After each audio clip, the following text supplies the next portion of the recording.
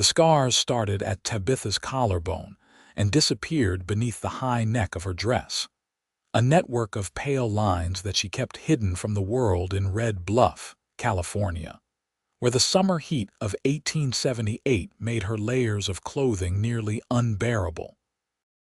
She had arrived in town 3 months ago on a dusty stagecoach, her belongings packed in a single trunk, her past locked away just as carefully as the marks on her skin that told a story she refused to speak aloud. Red Bluff sat along the Sacramento River, a growing settlement where cattle ranchers and farmers were building something new in the Northern California territory. The town was rough around the edges, filled with men who worked hard and drank harder, but it also had families, a church, and a general store where Tabitha had managed to find employment. Mrs. Henderson, the store owner's wife, had taken one look at Tabitha's quiet demeanor and proper manners and hired her on the spot to help with the accounts and serve customers. Tabitha kept to herself mostly, which suited her just fine. She lived in a small room above the store, took her meals alone, and spoke only when necessary. The townspeople whispered about her, wondering where she came from and why such a young woman, barely 22 years old, would travel alone to a place like Red Bluff. But Tabitha had learned long ago that silence was safer than explanation, and she wrapped herself in that silence like the shawls she wore even in August. It was on a Wednesday afternoon when Grant Harrison first walked into Henderson's general store. Tabitha was arranging bolts of fabric near the window when the door swung open, and she glanced up to see a tall man with sun-darkened skin and eyes the color of creek water in springtime. He wore the practical clothes of a working cowboy, his hat pulled low against the afternoon sun, and he moved with the easy confidence of someone comfortable in his own skin. "Afternoon," he said, his voice carrying a warmth that made Tabitha's fingers still on the blue calico she had been smoothing. "I am looking for lamp oil and some tobacco if you have it." "We have both," Tabitha replied, keeping her eyes downcast as she moved behind the counter. "How much oil do you need?" "2 bottles should do it. I have got a ranch about 5 miles east of town, and I am trying to get the house in proper order before winter comes." He approached the counter, and Tabitha could smell leather and sage and something else, something clean like wind over open grassland. She retrieved the bottles from the shelf, her hands steady despite the unusual flutter in her chest. "The tobacco is here," she said, gesturing to the jars lined up near the register. "We have 3 varieties." Grant Harrison studied the options and then looked at her, really looked at her, and Tabitha felt the automatic urge to turn away to hide, but something in his gaze stopped her. There was no judgment there, no prying curiosity, just a straightforward kindness that she had not encountered in a very long time. "What would you recommend?" he asked. The question surprised her. Most customers knew exactly what they wanted or made their choices without consulting her. "The one in the middle jar is popular," she said carefully. "It is not too harsh and it lasts longer than the others." He nodded and smiled, a genuine expression that reached his eyes and made small creases at the corners. "Then I will trust your judgment. Thank you, miss." "Tabitha," she said before she could stop herself. "Tabitha Chambers, Grant Harrison," he replied, extending his hand across the counter. "Pleased to make your acquaintance, Miss Chambers." She hesitated for only a moment before placing her hand in his. His grip was firm but gentle, calloused from work but careful. When she pulled away, she busied herself with calculating his total, writing the numbers in the ledger with precise strokes. "That will be $1.40, she said. Grant paid and gathered his purchases, but before he left, he turned back to her. "I expect I will be back soon. Still getting the ranch set up, and I seem to need something new every other day." "We are open every day except Sunday," Tabitha replied. The words automatic but her tone softer than usual. After he left, she stood at the window and watched him mount a roan horse tied to the post outside. He sat easy in the saddle, a man who belonged in this landscape of golden hills and endless sky. She touched her throat where the scars began, hidden beneath the cream-colored cotton of her high-necked dress, and wondered what it would be like to move through the world with such unguarded ease. Grant did return, just as he had said he would. 3 days later, he needed nails and a new hammer. A week after that, it was coffee and sugar and beans. Each time, he made a point of talking to Tabitha, asking her opinion on products or telling her small details about his ranch. He had bought the property 6 months ago, he explained, using money he had saved from 5 years of working as a trail boss, driving cattle up from Texas to the railheads in Nevada. Now he wanted to build something permanent, something that would last. Tabitha listened more than she spoke, but she found herself looking forward to his visits. There was something steady about Grant Harrison, something that made her feel less like she needed to disappear into the walls. He never asked prying questions about her past or why she was in Red Bluff. He seemed content to exist in the present moment, and that was a gift she had not known she needed. It was mid-September when everything shifted. The weather had started to cool, and Tabitha had finally allowed herself to wear slightly lighter clothing, though she still kept her neckline high and her sleeves long. She was sweeping the front steps of the store when 2 men rode into town, their horses lathered with sweat, and their faces hard with the kind of meanness that made decent people cross the street. Tabitha recognized trouble when she saw it. She had learned that particular lesson burned into her skin. She quickly stepped back inside, putting the door between herself and the men, but she watched through the window as they dismounted and looked around Red Bluff with the calculating eyes of predators. Mrs. Henderson was visiting her sister in Sacramento, and Mr. Henderson was at the warehouse checking on a shipment, which meant Tabitha was alone in the store. She gripped the broom handle tighter and told herself she was being foolish. Red Bluff had a sheriff. It was a decent town. She was safe here. But then the door opened, and the 2 men walked in, bringing with them the smell of whiskey and unwashed bodies. The taller one had a scar running from his ear to his chin, and the other had eyes that darted around the store like a rat looking for something to steal. "Well now," the tall one said, his gaze fixing on Tabitha in a way that made her skin crawl. "Aren't you a pretty little thing? We need supplies, whiskey, ammunition, and whatever food you can pack up quick." "We don't sell whiskey," Tabitha said, keeping her voice level. "And I will need payment before I prepare any orders." The rat-eyed man laughed, a sound like rocks scraping together. "You hear that, Cole? She wants payment." Cole took a step closer, and Tabitha forced herself not to retreat. "Maybe we can work out a different kind of payment," he said, reaching across the counter toward her.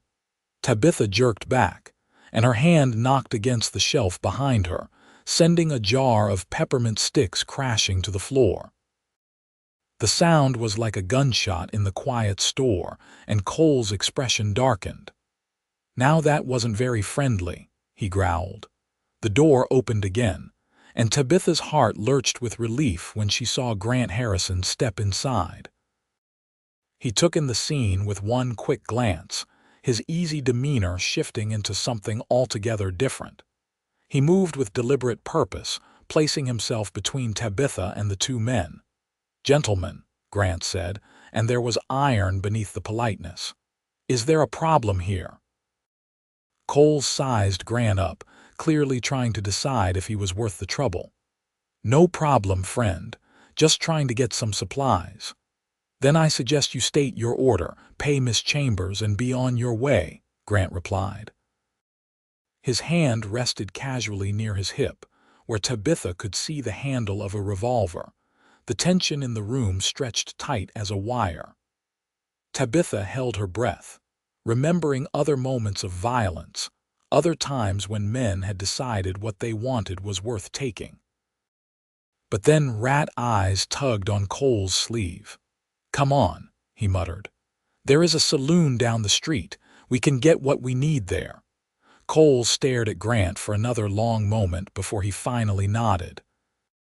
"This isn't worth it," he said, and the two of them left, their boots heavy on the wooden floorboards. Tabitha waited until they were gone before she let out the breath she had been holding. Her hands were shaking and she gripped the counter to steady them. "Are you all right?" Grant asked, his voice gentle now, the hardness gone. "Yes," Tabitha said, though it was only partially true. "Thank you. I don't know what would have happened if you hadn't arrived when you did." Grant's jaw tightened. Men like that should be run out of town. "I will talk to Sheriff Morgan, make sure he knows to keep an eye on them." "They will probably just move on," Tabitha said, bending down to clean up the broken glass and scattered peppermints. Her hands were still shaking, making the pieces rattle against each other. Grant knelt beside her, helping gather the larger shards. "Let me do this. You have had enough of a shock." For a moment they worked in silence, and then Grant said quietly, "You don't have to tell me anything you don't want to, but I want you to know something, Tabitha. If you ever need help, if you ever feel unsafe, my ranch is 5 miles east on the river road. There is a tall oak tree at the entrance with a rope swing I put up last week in a fit of nostalgia. You can always come there." Tabitha looked up at him, at his honest face and concerned eyes, and felt something crack in the careful walls she had built around herself. "Why are you being so kind to me?" she whispered. Grant smiled, that same warm expression that made her feel like maybe the world wasn't entirely made of sharp edges. "Because kindness shouldn't be something that needs a reason," he said simply. "And because I see someone worth being kind to." That night, alone in her room, Tabitha stood before the small mirror on her dresser and slowly unbuttoned the high collar of her nightgown. The scars were pale against her skin, a map of a night 2 years ago when the boarding house where she had been working caught fire. She had been on the 3rd floor, and by the time she smelled the smoke, the stairs were already engulfed in flames. She had climbed out the window and down a trellis covered in rose vines, and while the thorns and burning wood had torn her skin, she had survived. But the scars had changed her. They ran from her collarbone up the right side of her neck, disappearing into her hairline. They weren't grotesque exactly, but they were visible, and they told a story she didn't want to answer questions about. So she had left St.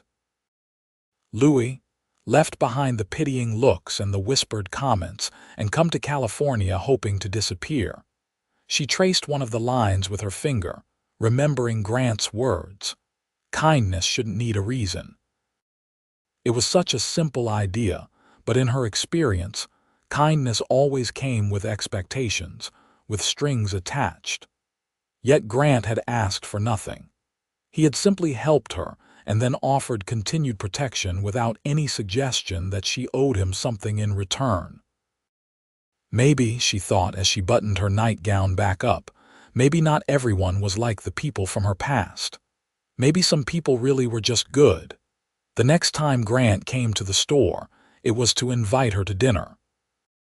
Tabitha was so surprised that she nearly dropped the box of buttons she was organizing. "Dinner," she repeated.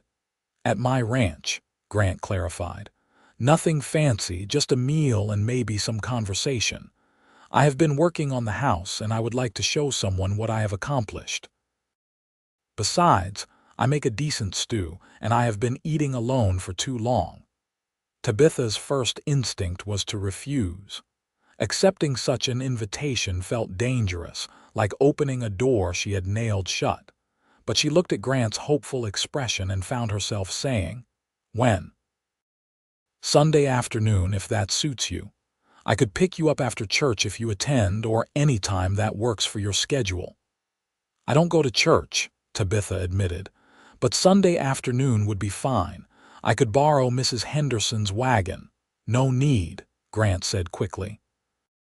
"I will come get you. Say around 2 o'clock, Tabitha agreed, and for the rest of the week she alternated between excitement and anxiety. She told herself it was just a meal, just a friendly gesture from someone who had helped her. But late at night, she would remember the way Grant looked at her, without judgment or pity, and she would feel something warm unfurl in her chest. Sunday arrived with clear skies and a gentle breeze that carried the scent of ripe fruit from the orchards outside town. Tabitha dressed carefully in her best dress, a dark green cotton with a high neck and long sleeves that she had sewn herself. She arranged her hair to fall forward slightly, covering the worst of the scars on her neck, and studied herself in the mirror. She looked presentable, she decided. Ordinary. Exactly what she wanted. Grant arrived precisely at 2 o'clock, driving a well-maintained wagon pulled by 2 sturdy horses. He had clearly made an effort with his appearance as well, wearing clean clothes and a new hat, his face freshly shaven. When he helped Tabitha into the wagon, his hand was warm and steady on her elbow. The ride to his ranch took about 30 minutes, following the river road through golden grassland dotted with oak trees. Grant pointed out landmarks as they went. A good fishing spot, a meadow where wildflowers bloomed in the spring, the property line where his land began. "I've got 200 acres, he said with unmistakable pride. "It is not the biggest spread in the area, but it is mine, paid for fair and square. I have been building up the herd slowly, buying quality stock instead of quantity. Right now I have about 50 head of cattle and a dozen horses." "It sounds like you have worked very hard," Tabitha said. "All my life," Grant agreed. "My father was a ranch hand in Texas, moved from job to job, never owned anything of his own. I decided young that I wanted something different, wanted roots." They arrived at the ranch entrance marked by the tall oak tree Grant had mentioned, complete with the rope swing hanging from one of its massive branches. The house came into view as they rounded a bend, and Tabitha caught her breath. It was beautiful in its simplicity. A solid 2-story structure made of wood and stone, with a wide porch that wrapped around the front and side. The windows gleamed in the afternoon sun, and there were flower boxes beneath them waiting to be filled. "Grant, it is lovely," Tabitha said sincerely. He helped her down from the wagon, and she could see the pleasure in his face at her compliment. "Come inside. I want to show you everything." The interior was just as impressive as the exterior. The main room was spacious with a large stone fireplace, handmade furniture that showed real craftsmanship, and windows that let in plenty of light. Grant had clearly put thought into every detail, from the sturdy kitchen table to the bookshelf in the corner filled with well-worn volumes. "I did most of the work myself," Grant explained as he led her through the house. "Had some help with the heavy timber, but the finishing work is all mine. Upstairs there are 3 bedrooms and a small study.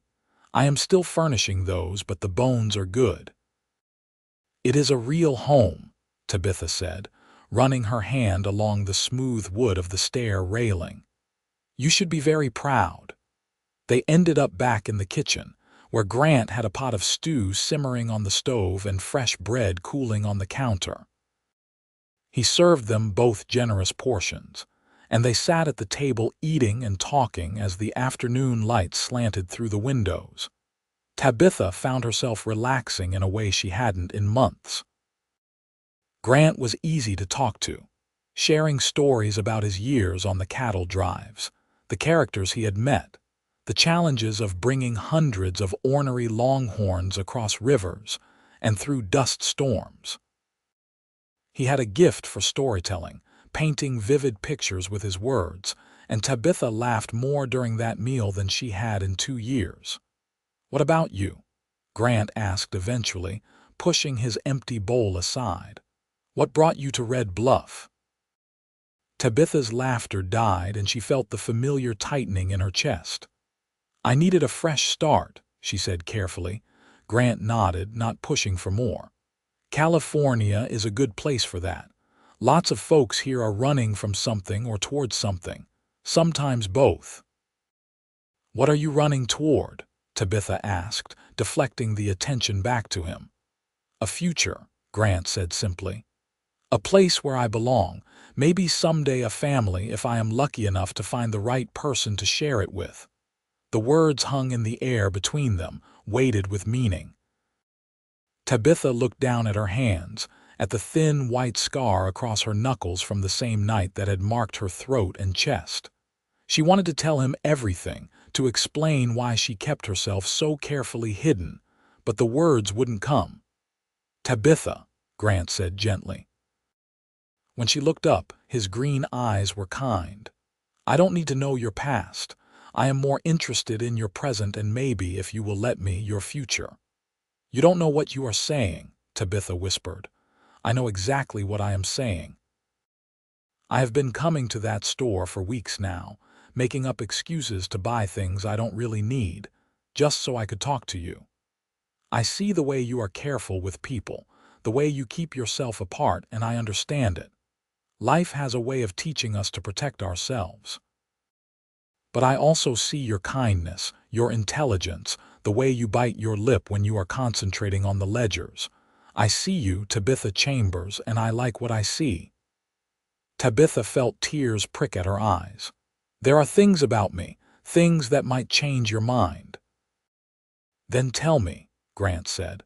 "Or don't, but know that I am not a man who judges based on surfaces. I spent too many years working alongside every kind of person to think that appearances matter much." And so, in the warm kitchen of Grant Harrison's ranch house, with the last of the afternoon light turning everything golden, Tabitha told him. She told him about the boarding house fire, about the panic and pain and the long months of healing afterward. She told him about the scars, about how people had looked at her differently after, about the man she had been courting who had ended their engagement when he saw the extent of the damage. She told him about her decision to leave St. Louis, to come to a place where no one knew her story, where she could be just another face in the crowd. As she spoke, she kept her eyes on the table, unable to bear seeing his expression change. But when she finally fell silent, Grant reached across and gently took her hand. "Look at me," he said softly. It took all of her courage, but Tabitha raised her eyes to his face. What she saw there took her breath away. There was no pity, no disgust, no discomfort. There was only warmth and something that looked almost like admiration. "You survived," Grant said. "You went through something terrifying and you survived. Then you had the courage to start over somewhere new. Tabitha, that doesn't make you less. That makes you extraordinary. But the scars," she whispered, "are just scars. They are part of your story, but they are not all of it. And they certainly don't change the fact that you are the most beautiful woman I have ever met." Tabitha shook her head, pulling her hand away. "You are just being kind." Grant stood and walked around the table, kneeling beside her chair so they were at eye level. "I am being honest. May I show you something?" At her tentative nod, Grant unbuttoned his shirt and pulled it aside to reveal a long, jagged scar that ran across his ribs. "Got this when I was 20, he said. "Cattle stampede, got thrown from my horse and gored by a longhorn, nearly died from infection afterward. I have got another one on my leg from a river crossing that went wrong, and I am missing part of my left ear from a run-in with some rustlers, though my hair mostly covers it." He buttoned his shirt back up and took Tabitha's hand again. "We all carry marks from the lives we have lived. Some are visible, some aren't, but they don't define us unless we let them. And Tabitha, when I look at you, I don't see scars. I see courage. I see strength. I see a woman I would very much like to court properly if she would give me that honor." Tabitha felt the tears spill over, running down her cheeks. But for once they were not tears of shame or grief. They were tears of relief, of something that felt dangerously like hope. "You really mean that?" she said, not quite a question. "I have never meant anything more in my life." She thought about all the months of hiding, of keeping herself small and quiet and apart. She thought about the fear that had become so familiar it felt like a part of her. And then she thought about Grant's steady presence, his kindness that asked for nothing in return, the way he looked at her like she was something precious. "Yes," she whispered. "I would like that very much." Grant's smile was like sunrise, bright and warm and full of promise. He stood and helped her to her feet, and for a moment they just stood there, hands clasped, looking at each other with a new understanding. "I should probably take you back to town before it gets dark," Grant said reluctantly. "Don't want to damage your reputation by keeping you out too late." Tabitha laughed, a sound that felt rusty from disuse but genuine. "I think my reputation can handle it, but you are probably right." On the ride back to Red Bluff, Tabitha felt lighter than she had in years. Grant kept up a steady stream of conversation, talking about his plans for the ranch, asking about her work at the store, making her laugh with stories from his trail driving days. When they reached the general store and he helped her down from the wagon, he held her hand a moment longer than necessary. "May I call on you again?" he asked. "I would like that," Tabitha said. Then, making a decision that felt both terrifying and exhilarating, she reached up and pushed her hair back from her face, fully revealing the scars on her neck. "This is me, Grant. This is who I am." Grant looked at her scars for a long moment, and then his gaze traveled back to her eyes. "That is you," he agreed. "And you are beautiful." He leaned down and pressed a gentle kiss to her forehead, just above where the scars disappeared into her hairline. It was the first time anyone had willingly touched her marks, and Tabitha felt something inside her begin to heal. The autumn passed in a blur of joy that Tabitha had not thought possible. Grant courted her properly, calling on her twice a week, taking her on rides through the countryside, sharing meals and talking for hours about everything and nothing. Tabitha found herself opening up in ways she had not imagined, sharing not just her past but her dreams, her fears, her opinions on things large and small. The people of Red Bluff noticed the change in her. Where before she had been withdrawn and quiet, now she smiled more, engaged in conversations at the store, even accepted an invitation to join the ladies' quilting circle that met every Thursday evening. Mrs. Henderson was delighted, convinced she had always known Tabitha just needed time to settle in. Grant was a familiar sight in town now, his wagon parked outside the general store while he spent time with Tabitha during her breaks, or walking with her along the river when the store closed for the day. The townspeople approved of the match, seeing in Grant a hard-working, honest man, and in Tabitha a proper young woman who had clearly captured his heart. But it wasn't all smooth. There were moments when Tabitha's old fears would resurface, when she would catch someone staring at her scars and feel the urge to hide. There were nights when she would wake from nightmares of smoke and fire, her heart racing, her skin remembering the pain. During those times, Grant was patient, never pushing, always ready to listen or simply sit in comfortable silence until the storm passed. It was late October when Grant asked her the question she had been both hoping for and dreading. They were at his ranch, sitting on the porch swing he had installed the week before, watching the sun set over the golden hills. The air was cool and crisp, carrying the scent of wood smoke from the fireplace inside. "Tabitha," Grant said, taking her hand in his.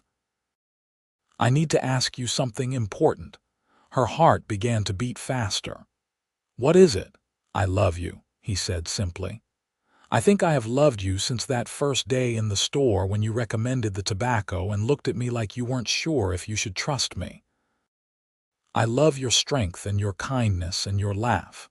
I love the way you think about things before you speak, the way you care about getting details right. I love everything about you, and I cannot imagine my future without you in it."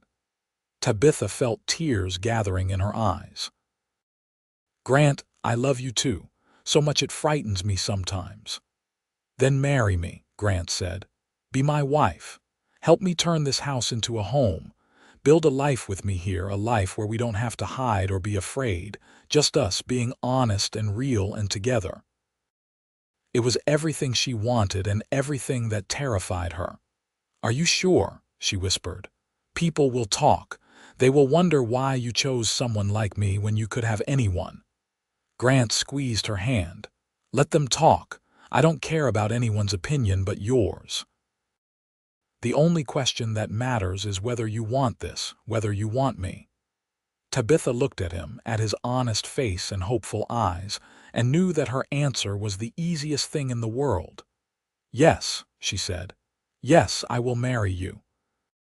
Grant pulled her into his arms, holding her close, and Tabitha felt safe in a way she had never experienced before. When he kissed her, gentle and sweet and full of promise, she kissed him back with all the love and hope that had been building in her heart for months. They were married in December, a simple ceremony in the small church in Red Bluff, with the whole town in attendance. Tabitha wore a cream-colored dress with a high lace collar that she had sewn herself, and she left her hair down, letting it fall over her shoulders in loose waves. Grant wore his best suit and could not stop smiling, and when the Reverend pronounced them husband and wife, the kiss they shared was met with cheers and applause from everyone present. Mrs. Henderson had organized a reception at the church hall, with food and music and dancing that lasted well into the evening. Tabitha found herself surrounded by well-wishers, women from the quilting circle and customers from the store, all offering their congratulations and advice. She felt overwhelmed by the warmth, by the acceptance she had never expected to find. Late in the evening, Grant found her standing near the window, watching the festivities with a soft smile on her face. "Are you happy, Mrs. Harrison?" he asked, wrapping his arms around her from behind. "Happier than I thought possible, Mr. Harrison," she replied, leaning back against him. "Then let's go home," Grant said. "Our home." They slipped away while the party continued, riding through the cold December night to the ranch that was now truly theirs. Grant carried Tabitha over the threshold, both of them laughing at the old-fashioned gesture, and then they were inside, alone together as husband and wife. Grant lit a fire in the fireplace while Tabitha stood in the center of the room, suddenly nervous. This was her home now. This life was hers. It felt almost too good to be true, and she had learned the hard way that good things could be snatched away in an instant. "Hey," Grant said softly, coming to stand in front of her. "Where did you go just now?" "I am just overwhelmed," Tabitha admitted. "This is all so wonderful, and part of me keeps waiting for something to go wrong." Grant cupped her face in his hands, his thumbs gently brushing her cheeks. "Nothing is going to go wrong. We are going to build a good life here together, and yes, there will be hard times because that is just life. But we will face them together. You are not alone anymore, Tabitha. You never have to be alone again." She kissed him then, pouring all her love and gratitude and hope into it. Grant responded with matching passion, and when he swept her into his arms and carried her up the stairs to their bedroom, Tabitha felt the last of her fears begin to dissolve. That night, in the darkness of their room with only the moonlight filtering through the curtains, Tabitha let Grant see all of her. She unbuttoned her dress with trembling fingers, let it fall away to reveal the scars that covered her skin. The network of pale lines ran from her collarbone up her neck, spreading across her shoulder and disappearing down her back where the burning wood had fallen on her. Grant looked at her scars in the moonlight, and then he gently traced them with his fingers, following each line with infinite tenderness. "You are so beautiful," he whispered, "every part of you." And when he kissed each scar, one by one, murmuring words of love against her damaged skin, Tabitha finally understood that she was truly home. Not just in this house, not just in Red Bluff, but with this man who saw her completely and loved her anyway, who loved her not despite her scars but with them, as part of the whole person she was. Their lovemaking was gentle and passionate, a joining of not just bodies but souls.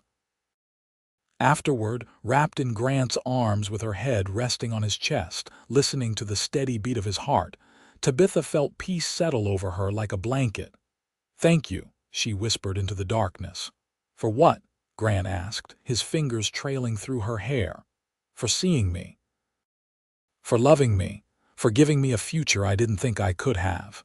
Grant pressed a kiss to the top of her head. "You gave me just as much. You made this house a home. You made me complete. We are partners now, Tabitha. In everything." The first winter of their marriage was cold but joyful. Tabitha threw herself into making the ranch house truly their own, adding curtains and rugs, filling the flower boxes with winter greens, organizing the kitchen to her liking. She continued working at the general store 3 days a week, partly because she enjoyed it and partly because the extra income helped as they built up the ranch. Grant worked tirelessly on improving the property, building better fences, expanding the barn, and carefully growing his herd. In the evenings, they would sit by the fire, Grant reading aloud from books while Tabitha sewed or knitted, and they would talk about their plans, their dreams, the future they were building together. It was in February when Tabitha realized she was pregnant. She had suspected for a few weeks, noticing the subtle changes in her body, but she wanted to be certain before she told Grant. When Mrs. Henderson casually mentioned that the doctor's wife was expecting her 4th child and had that certain glow about her, and then looked meaningfully at Tabitha, she knew it was time to see the doctor herself. Dr. Jameson confirmed what she already knew. She was about 2 months along, healthy, and the baby should arrive sometime in early September. Tabitha walked out of his office in a daze, her hand pressed to her still flat stomach, trying to comprehend the reality that she was going to be a mother. She decided to tell Grant that evening in a special way. She made his favorite meal, a hearty beef and potato stew with fresh biscuits, and she set the table with the good china they had received as a wedding gift, but had not yet used.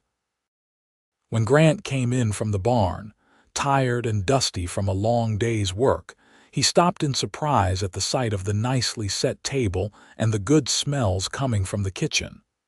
"What is the occasion?" he asked, washing his hands at the basin. "Can't a wife make a nice dinner for her husband?" Tabitha replied, trying to keep her voice casual but unable to stop the smile that kept threatening to break free.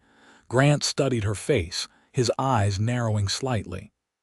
"Tabitha Harrison, you are up to something. What is it?" "Sit down and eat first," she said, serving them both generous portions. "Then I will tell you."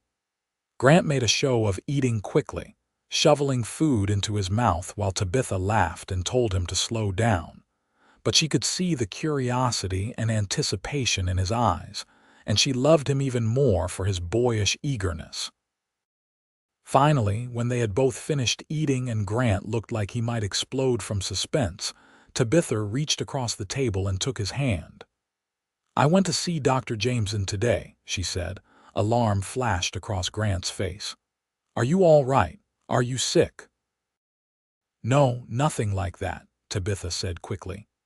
"I am perfectly healthy. We are both perfectly healthy." It took Grant a moment to process her words, and then his eyes went wide. Both, Tabitha, are you saying what I think you are saying? She nodded, tears of joy starting to stream down her face. I am pregnant, Grant. We are going to have a baby. Grant let out a whoop of joy that probably scared the horses in the barn. He jumped up and swept Tabitha into his arms, spinning her around the kitchen while she laughed and cried at the same time. When he finally set her down, he cupped her face in his hands and kissed her deeply. A baby, he said wonderingly when they finally broke apart. We are going to have a baby. Tabitha, you have made me the happiest man alive. I am happy too, Tabitha said, wiping at her tears. I am also terrified. I don't know the first thing about being a mother. And I don't know anything about being a father, Grant replied. But we will figure it out together, just like we figure everything else out. This baby is going to be so loved, Tabitha. So incredibly loved. That night, lying in bed with Grant's hand resting protectively on her stomach, Tabitha marveled at how much her life had changed in less than a year. She had come to Red Bluff expecting nothing, hoping only to disappear and be forgotten. Instead, she had found love, acceptance, a home, and now she was going to bring a new life into the world. Are you scared? Grant asked quietly in the darkness. A little, Tabitha admitted. Everything could go wrong. The birth, the baby's health, my ability to care for a child. There are so many things to worry about. Grant pulled her closer. Or everything could go right. The birth could be smooth, the baby could be healthy, and we could raise them to be kind and strong and happy. You can't control the future, Tabitha, but you can choose what you focus on. And I choose to focus on the joy. His words echoed in Tabitha's mind over the following months as her pregnancy progressed. There were difficult days when morning sickness left her miserable, when her changing body made her self-conscious, when her old fears about being judged would resurface. But there were far more good days. Days when she felt the baby move inside her and marveled at the miracle of it. Days when Grant would talk to her growing belly and make her laugh. Days when she would imagine holding their child and feel overwhelmed with love for someone she had not even met yet. The women of Red Bluff rallied around her with advice, hand-me-down baby clothes, and offers of help. Mrs. Henderson threw her a small party at the store, surprising Tabitha with gifts and well wishes. Even women she barely knew stopped her on the street to pat her belly and share their own birth stories, which ranged from encouraging to terrifying. Grant became even more protective, constantly worrying about Tabitha overworking herself. He insisted she stop working at the store when she reached 6 months, and though she protested, she secretly appreciated having more time to prepare for the baby. She spent her days sewing tiny clothes, organizing the nursery in one of the upstairs bedrooms, and reading every book about infant care she could get her hands on. It was a hot September morning when the pain started. Tabitha had been up early, unable to sleep in the late summer heat, and she was making breakfast when the first contraction hit. She gripped the edge of the counter, breathing through it, and when it passed, she knew it was time. Grant had already gone out to check on the cattle, so Tabitha made her way to the barn, walking slowly and carefully. She found him in one of the stalls, examining a horse's hoof, and when he looked up and saw her face, he immediately knew. "The baby?" he asked, already moving toward her. "The baby," Tabitha confirmed. Grant was a study in controlled panic. He helped Tabitha back to the house, settled her in their bedroom, and then rode to town at breakneck speed to fetch Dr. Jameson and Mrs. Henderson, who had volunteered to assist with the birth. Tabitha used the time alone to pray, to breathe through the increasingly intense contractions, and to remind herself that women had been doing this since the beginning of time. Mrs. Henderson arrived first, calm and competent, taking charge of the situation with the ease of someone who had assisted at dozens of births. She helped Tabitha change into a nightgown, braided her hair back to keep it out of her face, and talked to her in a soothing voice about how well she was doing. Dr. Jameson arrived shortly after, his medical bag in hand and his manner professionally reassuring. He examined Tabitha, pronounced that everything was progressing normally, and told her it would likely be several more hours. Those hours were the longest and most difficult of Tabitha's life. The pain was intense, worse than anything she had experienced even during the fire. But Grant was there, holding her hand, wiping her forehead with a cool cloth, whispering words of love and encouragement. His presence gave her strength when she thought she had none left. Finally, as the sun began to set, painting the sky in shades of orange and pink, Dr. Jameson told Tabitha it was time to push. The next 30 minutes were a blur of pain and effort and overwhelming intensity. And then, suddenly, there was a new sound in the room, the sharp, indignant cry of a newborn baby. "It is a boy," Dr. Jameson announced, holding up a red-faced, squalling infant. "You have a son, Mr. and Mrs. Harrison. A son." Tabitha felt tears streaming down her face as Mrs. Henderson cleaned the baby and wrapped him in a soft blanket. Then she placed him in Tabitha's arms, and Tabitha looked down at her son for the first time. He was perfect. Tiny and red and wrinkled, with a shock of dark hair and Grant's green eyes already trying to focus on her face. Tabitha touched his soft cheek, his miniature fingers that immediately gripped hers, and felt a love so fierce it took her breath away. "He is beautiful," Grant said, his voice choked with emotion. He sat on the edge of the bed, wrapping his arms around both Tabitha and the baby. "You are amazing. You did so well. We have a son," Tabitha whispered, unable to take her eyes off the baby. "Grant, we have a son. They named him Thomas after Grant's father. Thomas Grant Harrison, born on September 15th of 1879.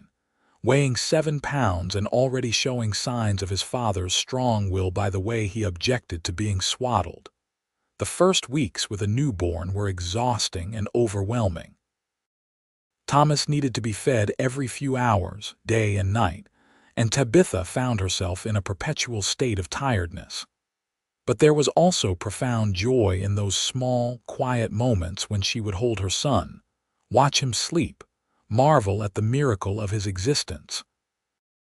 Grant was a devoted father from the very beginning.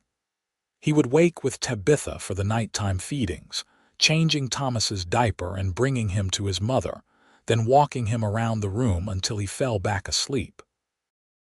During the day, when he wasn't working on the ranch, he could be found holding his son, talking to him about horses and cattle, and all the things they would do together when Thomas was older. As the weeks turned into months, Thomas grew and thrived. He was a happy baby, quick to smile, and Tabitha found herself completely besotted. She loved watching Grant with their son, seeing the gentleness and patience he showed, the way his whole face lit up when Thomas laughed.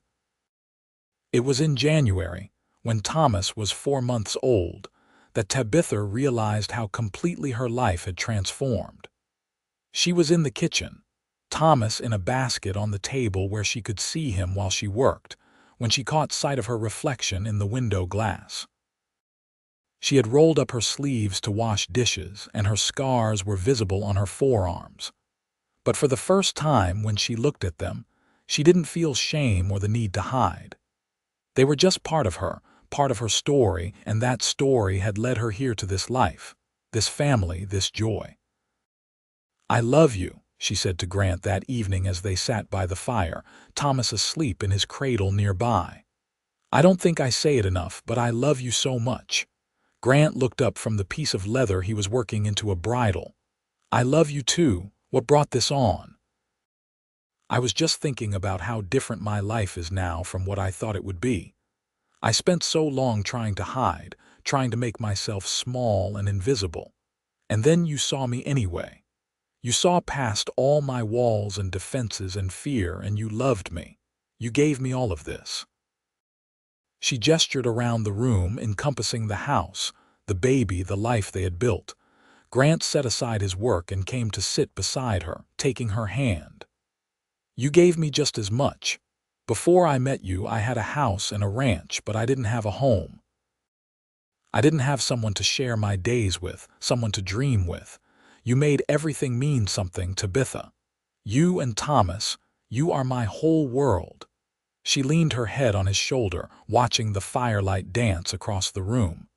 "Do you ever wish I didn't have these scars? That I don't know, more conventional looking?"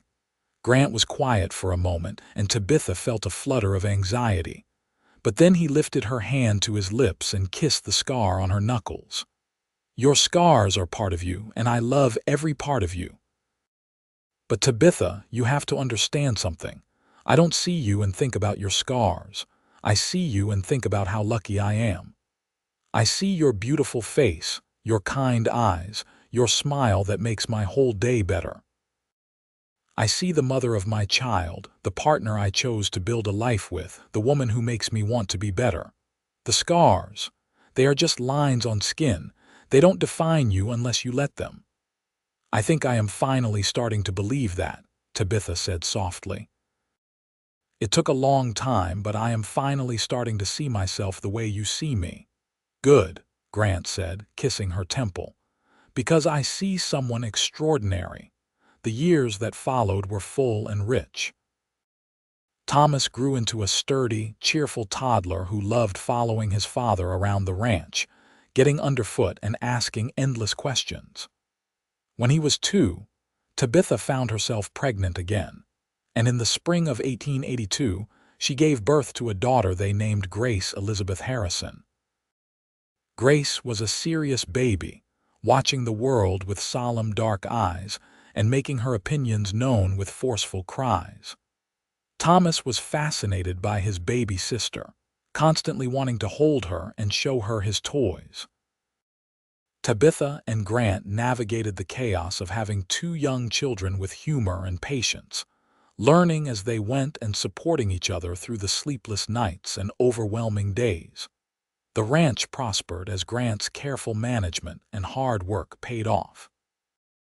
They expanded the herd, built additional outbuildings, and hired 2 ranch hands to help with the increased workload. Tabitha managed the household finances with the same attention to detail she had once brought to the store ledgers, and together, they made a formidable team. Red Bluff grew as well, welcoming new families, adding businesses, becoming a true community. Tabitha found herself at the center of that community in ways she had never imagined. She helped organize church socials, taught Sunday school, served on the committee that raised funds for a new school building. The scars that had once made her want to disappear became simply another part of her, no more remarkable than the color of her eyes or the way she laughed. There were hard times too. The winter of 1883 was brutal, and they lost a dozen head of cattle to the cold. Thomas fell seriously ill with pneumonia when he was 4, and Tabitha spent terrifying days and nights nursing him back to health while Grant paced the floor and prayed.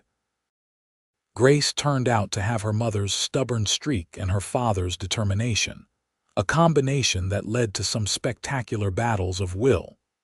But through it all, Tabitha and Grant faced each challenge together, their bond growing stronger with each passing year. They learned each other's moods and needs, developed the easy shorthand of couples who have been together long enough to communicate without words. They still made time for each other, stolen moments of intimacy and connection amidst the demands of ranch life and parenthood. It was a Sunday afternoon in May of 1885 when Tabitha and Grant took the children on a picnic to the meadow where wildflowers bloomed in riotous color. Thomas, now nearly 6, raced ahead with their dog, while Grant carried Grace on his shoulders and Tabitha brought the basket of food. They spread a blanket under a large oak tree, and the children immediately ran off to pick flowers and chase butterflies. Grant and Tabitha sat side by side, watching them play, and Tabitha felt a contentment so complete it was almost overwhelming. "Happy?" Grant asked, the same question he had asked on their wedding day nearly 7 years ago. "Blissfully," Tabitha replied. She leaned back on her hands, tilting her face up to the warm sun. She was wearing a simple cotton dress with short sleeves, and her scars were visible, pale lines against skin that had gained a light tan from spending more time outdoors. She no longer tried to hide them, no longer felt the need to. "Thank you," Grant said. Tabitha looked at him in surprise. "For what?" "For taking a chance on me, for trusting me with your heart, for building this beautiful life with me."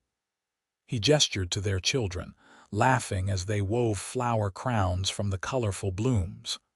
"I know it wasn't easy for you, letting someone in after everything you had been through. But I am so grateful you did." "You made it easy," Tabitha said. "From that very first day in the store, you saw me. Not the scars, not the walls I had built up, but me. You saw me when I could barely see myself." "I saw your beauty," Grant said, echoing words he had spoken long ago. "Inside and out, and I will never stop seeing it." Thomas came running back to them, Grace toddling behind, both children clutching bouquets of wildflowers. "Mama, Papa, look what we picked," Thomas announced proudly. "They are beautiful," Tabitha said, accepting the somewhat wilted flowers with genuine delight. "Should we press them in a book when we get home so we can keep them?" "Yes," Grace said, one of her favorite words. They ate their picnic lunch, the children chattering about everything and nothing, and then Grant suggested they go down to the creek to look for tadpoles. Tabitha stayed behind, content to sit in the shade and watch her family explore. She thought about the woman she had been when she arrived in Red Bluff, frightened and scarred, carrying her past like a heavy burden. That woman had believed she was broken, damaged beyond repair, unworthy of love or happiness. But Grant had shown her a different truth. He had looked at her scars and said, "I see your beauty anyway." And in doing so, he had helped her see it too. The scars were still there. They would always be there, a permanent reminder of the night that had changed her life. But they no longer defined her. They were just one part of a much larger story, a story that included survival and courage, yes, but also love and joy and hope. They were part of the journey that had brought her to this meadow, to this family, to this life that was more than she had ever dared to dream.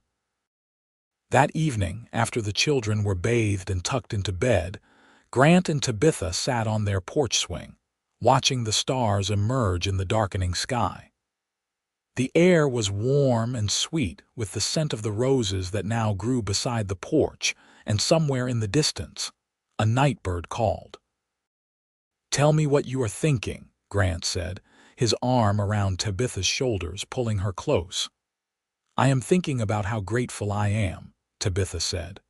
"For you, for our children, for this life. I am thinking that I almost didn't come to Red Bluff, that I almost went to Oregon instead. And if I had made that choice, none of this would have happened. I wouldn't have met you. We wouldn't have Thomas and Grace. It makes me realize how fragile happiness can be, how it depends on 1,000 small choices." "But you did come to Red Bluff," Grant pointed out. "You did meet me. And here we are." "Here we are," Tabitha agreed. She turned to look at her husband, this good man who had seen past her defenses and loved her so completely. "Do you remember what you said to me that day at your ranch when I told you about the scars?" "I said a lot of things that day." "You said I was extraordinary, that surviving made me extraordinary," Grant smiled. "I meant every word, I still do." "I didn't believe you then," Tabitha admitted. "I thought you were just being kind, but I believe you now. Not because I think I am special or remarkable, but because I finally understand that surviving isn't something to be ashamed of. It is something to be proud of. And building a life after trauma, opening yourself up to love after loss, that takes real courage. You have always been courageous, Grant said, even when you didn't realize it. They sat in comfortable silence for a while, the swing creaking gently, the night settling around them. Inside the house, their children slept safely. The ranch was thriving. The future stretched ahead, full of possibility. I love you, Grant Harrison, Tabitha said, more than I can possibly express in words. I love you too, Tabitha Harrison, Grant replied, my beautiful, brave, extraordinary wife. As they sat together in the gathering darkness, Tabitha touched the scars at her throat, those marks that had once made her want to hide from the world. But they didn't hurt anymore. They were just part of her story, and her story had brought her here, to this moment, to this love, to this life. Grant had seen her beauty anyway, and in doing so, he had taught her to see it too. The years continued to unfold with their mix of joy and challenge. Thomas started school in the new building that Red Bluff had built, proving to be a bright student with a particular interest in mathematics. Grace was more interested in animals, spending hours helping her father with the horses and declaring at age 4 that she was going to be a rancher when she grew up.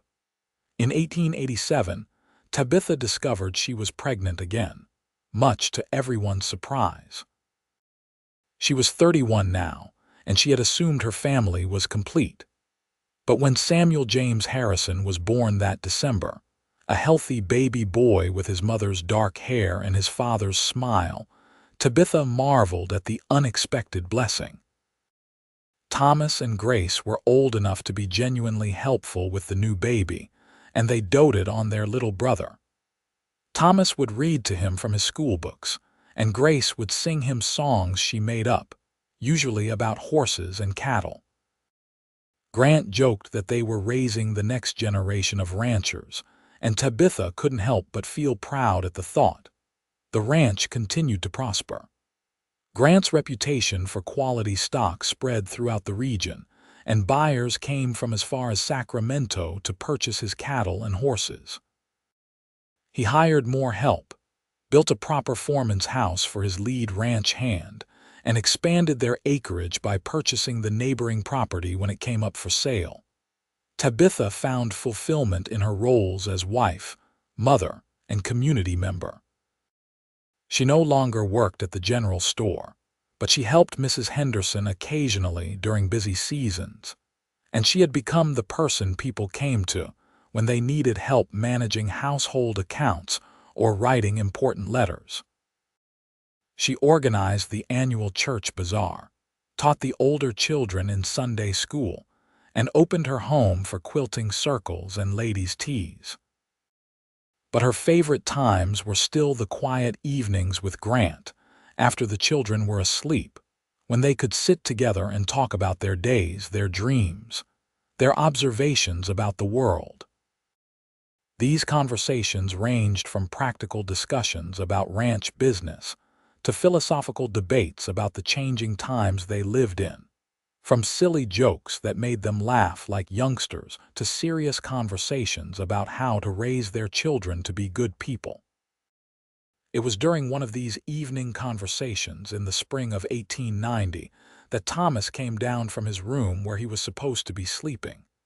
He was 10 years old now, tall for his age and showing early signs of the man he would become. "Mama, Papa," he said from the doorway. "Can I ask you something? You should be asleep," Tabitha said, but she gestured for him to come sit with them. Thomas settled on the floor near their feet, looking unusually serious. "Some boys at school were teasing me today. They said you have ugly scars, Mama, and that I should be embarrassed because people talk about it." Tabitha felt her breath catch. She had known this day would come eventually, that her children would hear comments about her appearance, but knowing it was coming didn't make it easier. Grant's expression darkened. "Who said this?" "It doesn't matter," Thomas said quickly. "I told them they were stupid and didn't know what they were talking about, but it made me think. I have never asked you about your scars, Mama." I have always just seen them as part of you, like Papa's scar on his ribs or the way Grace has that birthmark on her shoulder. But are people mean to you about them?" Tabitha exchanged a glance with Grant, who nodded encouragingly. She had always planned to tell their children the full story when they were old enough to understand, and Thomas was clearly reaching that point. "Come here," she said, and Thomas moved to sit between his parents on the porch swing. Tabitha took his hand, and Grant put his arm around both of them.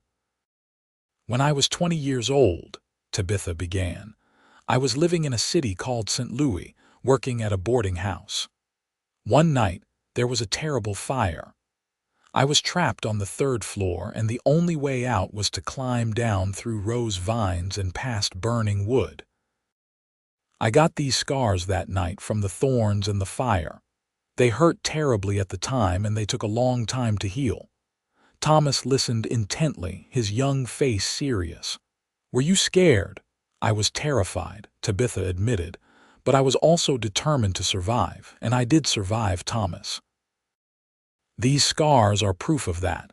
They show that I faced something difficult and came through it." "But why would people be mean about them?" Thomas asked, his confusion evident. "Because some people judge by appearances," Grant said. "They see something that looks different, and instead of understanding the story behind it, they make assumptions. They think scars mean weakness or something to be ashamed of, but they are wrong. When I first came to Red Bluff," Tabitha continued, "I was very self-conscious about my scars. I tried to hide them, tried to make myself invisible. I thought that if people saw them, they would think I was damaged or broken. But then I met your father, and he showed me that my scars don't define me. They are just one part of my story, and the rest of my story is about courage and love and building a good life." Thomas thought about this for a moment. Then he said, "I think your scars are interesting.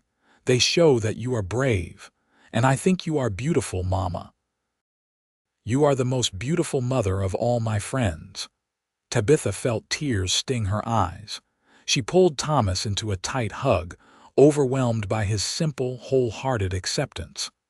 "Thank you, sweetheart. That means more to me than you know. If those boys say anything mean again, I am going to tell them the whole story," Thomas declared. "I am going to tell them my mother is a survivor, and that makes her the strongest person I know."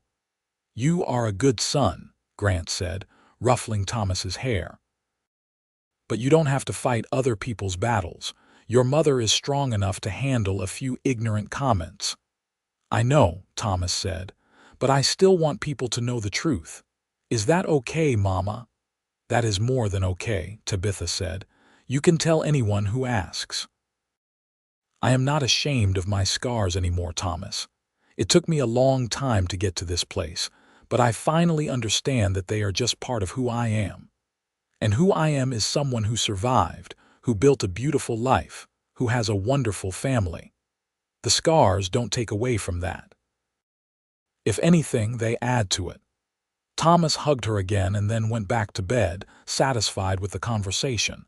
After he left, Tabitha leaned against Grant, feeling emotionally drained but also strangely lighter.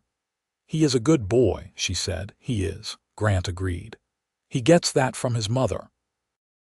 "And his father," Tabitha added. "Grant, did you ever imagine back when we first met that we would be here? That we would have 3 children and a thriving ranch in this life?" "I hoped for it," Grant said, "but I didn't dare assume.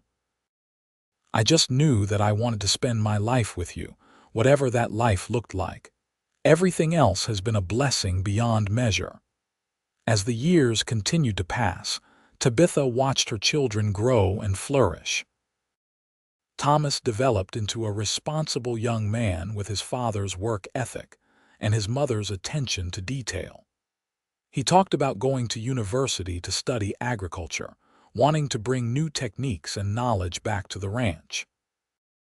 Grace remained passionate about animals and ranching, spending every free moment with the horses. She was a natural rider, fearless and skilled, and Grant joked that she could outride half the cowboys in the county. She had no interest in traditional feminine pursuits, preferring to wear split skirts so she could ride properly and spending her time in the barn rather than the parlor. Samuel, the baby of the family, was a sweet-natured boy who loved books and drawing.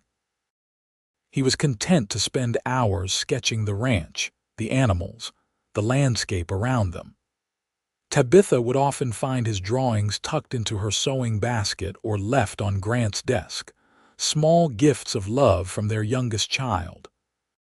In 1895, when Tabitha was 39 and Grant was 42, they celebrated their 15th wedding anniversary with a party that filled their ranch house to bursting. Friends and neighbors came from all over the county, bringing food and gifts and warm wishes. The children had organized the whole thing as a surprise, and Tabitha was moved to tears by their effort and thoughtfulness.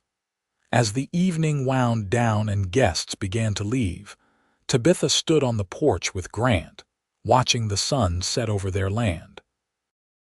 Thomas, now 16, was helping clean up with the easy competence of someone raised to work hard.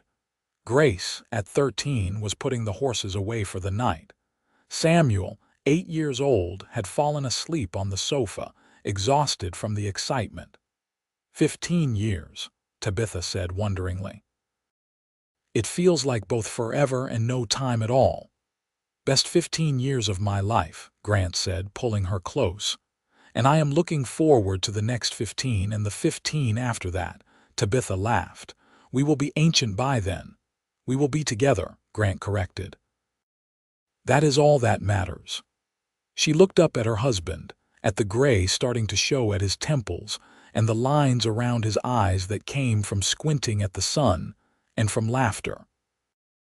He was still the handsomest man she had ever seen, still the one who made her heart beat faster when he smiled at her. I love you, she said. I say it all the time, but I don't know if you truly understand how much. You saved me, Grant.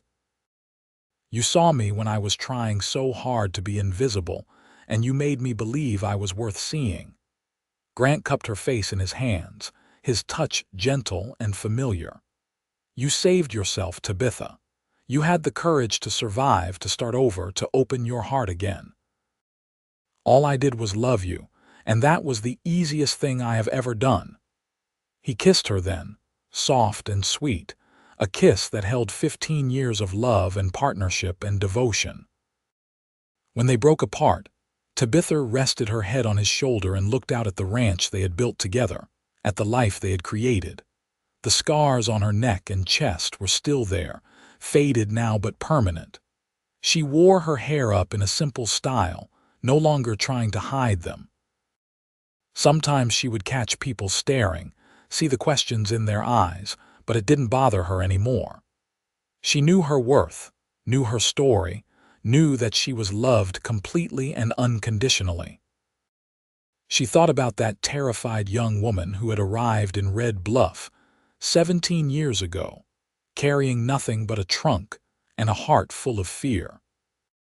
She wished she could go back and tell that woman that everything would be all right, that she would find love and acceptance, and a life beyond her wildest dreams.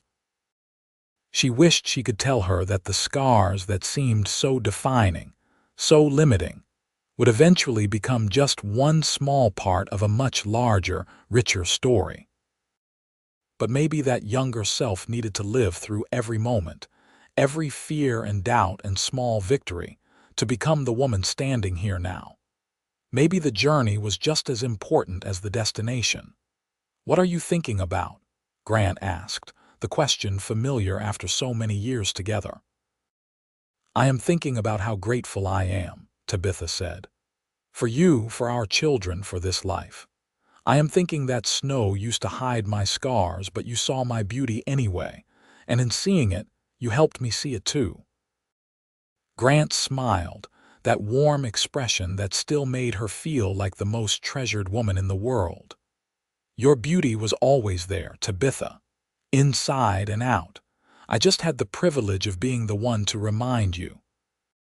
As the stars began to appear in the darkening sky, they stood together on the porch of their ranch house, surrounded by the life they had built, the family they had created, the love that had sustained them through everything. The scars remained, but they no longer hurt. They were simply part of Tabitha's story, and her story was one of survival, courage, love, and joy. Thomas came out to join them, having finished his cleaning. "Grace wants to know if we can go riding tomorrow morning before church," he said. "If everyone is up early enough," Grant said. "Samuel wants to come too," Thomas added. "He says he can keep up now." "Then we will all go," Tabitha decided. "A family ride before church sounds perfect." Thomas grinned and headed back inside to relay the message. Tabitha and Grant remained on the porch a while longer, savoring the quiet and the closeness. "Thank you," Tabitha said again. "For what this time?" Grant asked with amusement. "For everything. For seeing me, for loving me, for building this beautiful life with me. For giving me children who accept me completely, scars and all. For being my partner in everything. For making me believe in happy endings." Grant turned to face her fully, taking both her hands in his. "Tabitha Harrison, loving you has been the greatest privilege of my life. Every day I wake up grateful that you chose me, that you trusted me with your heart. You are the strongest, bravest, most beautiful woman I have ever known, and I will spend the rest of my life showing you how much you mean to me." They kissed again under the emerging stars, and Tabitha felt complete. Her scars would always be with her, a permanent reminder of the fire that had changed her life. But they had led her here, to Red Bluff, to Grant, to this family, to this love. And that made them not something to hide or be ashamed of, but rather a part of the journey that had brought her home. Inside, she could hear her children talking and laughing, Samuel awake now and excited about the morning ride. This was her life, messy and full and real. It wasn't perfect, but it was theirs, built on a foundation of love and trust and acceptance. "Come on," Grant said, taking her hand. "Let's go inside. Our family is waiting." And so they did, walking together into their home, into the warmth and light and love that filled every room. The cowboy and the woman with scars, who had found each other in a dusty California town and built something extraordinary. Their story was one of seeing past surfaces to the truth beneath, of loving completely and being loved in return, of understanding that beauty isn't about perfection, but about authenticity and courage and heart. The end of their story was really just the continuation of their life together. Days filled with work and laughter, challenges met as partners, joys shared as a family. They would grow old together, watching their children have children of their own, building a legacy not of wealth or fame but of love and acceptance, and the simple truth that everyone deserves to be seen for who they really are. And years later, when Tabitha was an old woman with grandchildren climbing on her lap, asking about the faded scars on her neck, she would tell them the whole story. She would tell them about the fire and the fear, about coming to Red Bluff and meeting a cowboy who saw her beauty anyway. She would tell them that scars are just proof that you survived, that you lived through something difficult and came out the other side.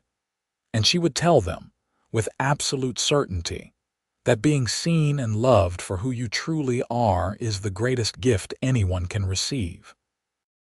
But for now, on this evening in 1895, Tabitha simply walked into her house with her husband's hand in hers, surrounded by the family they had created and the life they had built together. Her scars were visible in the lamplight, but so was her smile, her joy, her contentment. She was exactly where she belonged, with exactly the people she was meant to be with, living exactly the life she was meant to live. And that was the happiest ending of all.